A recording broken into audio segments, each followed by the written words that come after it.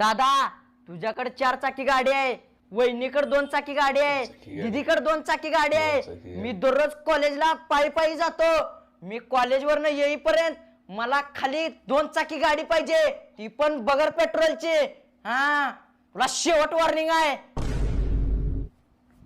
लेकिन 1 second. Surprise. साहेब surprise.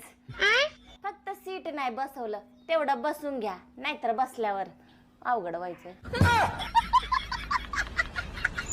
अरे बगर पेट्रोलची आहे, चार्जिंग सुद्धा करायची नाही. तुझीच इच्छा होती की बस बसते.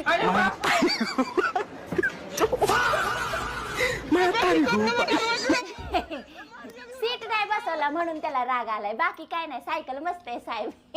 कुठे गेला?